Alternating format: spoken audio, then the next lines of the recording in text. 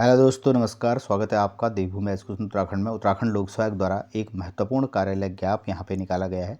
सम्मिलित राज्य सिविल कनिष्ठ अभियंता सेवा परीक्षा 2023 के परीक्षा परिणाम दिनांक 10/7/2024 के संबंध में कतिपय अभ्यर्थीगण द्वारा प्रत्यावेदन प्रस्तुत किए गए, जिस संबंध में आयोग द्वारा विचारोपरांत निम्नवत प्रत्यावेदन निस्तारित कर दिए गए हैं। सबसे पहले मोनिका वर्मा, रोल नंबर यहाँ पे दिया गया है, दिनांक है और कुमारी चारों। इनका प्रार्थी का कथन है कि सम्मिलित कनिष्ठ अभियंता परीक्षा 2023 के अंतिम चयन परिणाम दिनांक 10 जुलाई 2024 में यूआर-यूएफ की कट ऑफ 575 है, जबकि प्रार्थनी मोनिका वर्मा के प्राप्तांक 558.85 हैं और कुमारी चारू के प्राप्तांक 574।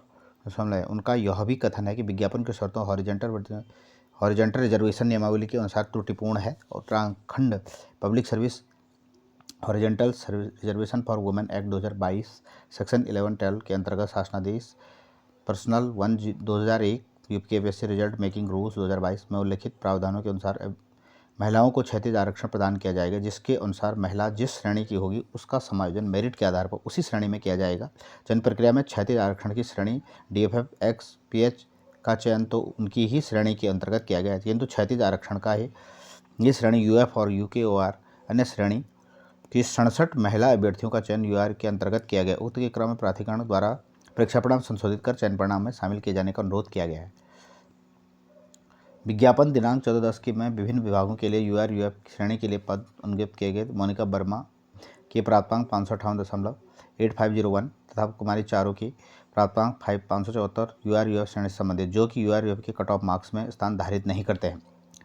उत्तराखंड लोक सेवा महिलाओं के लिए क्षैतिज आरक्षण अधिनियम 2022 में उत्तराखंड आदिवासी महिलाओं को क्षैतिज आरक्षण अनुमन्य किया गया था। शासनादेश संख्या 54 दिनांक 6/3/2023 में स्पष्ट किया गया कि उत्तराखंड महिलाओं को क्षैतिज आरक्षण उक्त नियम की धारा 3 के अंतर्गत प्रदान किया जाएगा। उक्त प्रावधान के क्रम में भी ही प्रश्नगत परीक्षा के विज्ञापन में उत्तराखंड में महिलाओं के पद श्रेणियों के अंतर्गत विज्ञापित किए गए हैं। यह भी उल्लेख करना है कि अनारक्षित पदों के सापेक्ष सभी श्रेणियों के अभ्यर्थियों पर जो सामान्य मानक पूर्ण करते हैं विचार किया जाता है, मेरिट के आधार पर चयन किया जाता है।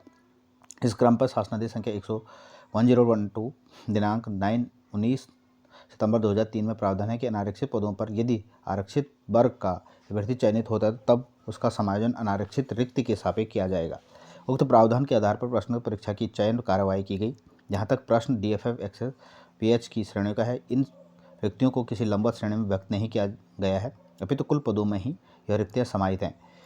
इन रिक्तियों का उत्तर प्रदेश लोक सेवा आयोग विकलांग स्वतंत्रता संग्राम सेनानी भूतपूर्व सैनिकों के लिए अधिनियम 1993 की धारा 3(3) उत्तराखंड में भी प्रवाही के अनुसार DFF एक्स और PH के सापेक्ष चयनित अभ्यर्थियों का समायोजन उनसे संबंधित मूल श्रेणी की रिक्तियों के सापेक्ष किया गया। इस प्रकार उत्तराखंड महिला DFF एक्स PH की रिक्तियों के सापेक्ष चयन की कार्रवाई उपरोक्त वर्णित 2 अलग अलग नियम के प्रावधानों के आधार पर की गई, जिसके आलोक में प्रत्यावेदन किए गए अनुरोध को स्वीकार करते हुए प्रत्यावेदन निस्तारित किया जाता। तो यहाँ पे ये प्रत्यावेदन को स्वीकार किया गया और यहाँ पे निस्तारित कर दिया गया।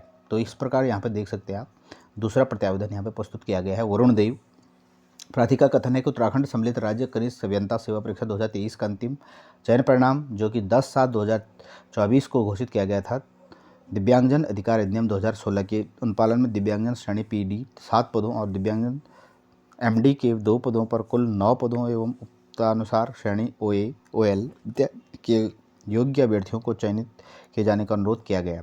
विज्ञापन 14/10/2023 में विभिन्न विभागों के लिए दिव्यांगजन की विभिन्न श्रेणियों के लिए पद विज्ञापित किए गए थे। उल्लेख करना है कि माननीय आयोग की बैठक दिनांक 1/3/2024 और उत्तराखंड लोक सेवा आयोग परीक्षा परिणाम निर्माण प्रक्रिया विनियमावली 2022 संशोधित 2024 में दिव्यांगजन श्रेणी के लिए न्यूनतम अर्हता अंक 30% निर्धारित किए गए हैं। चयन परिणाम दिनांक 10/7/2024 के लिए तैयार मेरिट में उक्त प्रावधान के अनुसार पूर्णांक 920 का 30% 276 अंक धारित अभ्यर्थियों की प्रायोरिता सूची से मेरिट के आधार पर दिव्यांगजन आरक्षित पदों के सापेक्ष चयन किया गया।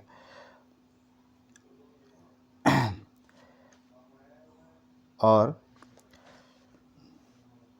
उपरोक्त के क्रम में लोक निर्माण विभाग के लिए PHH-PAT 07 और 2 आरक्षित पदों के साथ चयन नहीं किया गया, जिसका उल्लेख विभागवार निर्गत चयन परिणाम में कर दिया गया। यह भी उल्लेख करना कि भारत सरकार के दिव्यांगजन अधिकार अधिनियम 2016 कार्यालय ज्ञाप दिनांक के परंतु में उल्लेख है कि दिव्यांगता की श्रेणी का अभ्यर्थी उपलब्ध न होने न हो तो नियुक्ति प्राधिकारी द्वारा एक बार के लिए अगली श्रेणी की दिव्यांगता से रिक्त को भरेगा। ऐसी भरी गई रिक्ति का समायोजन अगले वर्ष या चयन वर्षों में किया जाएगा। आयोग का एक चयन संस्था है, जबकि नियुक्त अधिकारी संबंधित विभाग है। तत्क्रम में दिव्यांगता की एक श्रेणी को दूसरी श्रेणी में परिवर्तित करने का क्षेत्राधिकार नियुक्त प्राधिकारी में निहित है।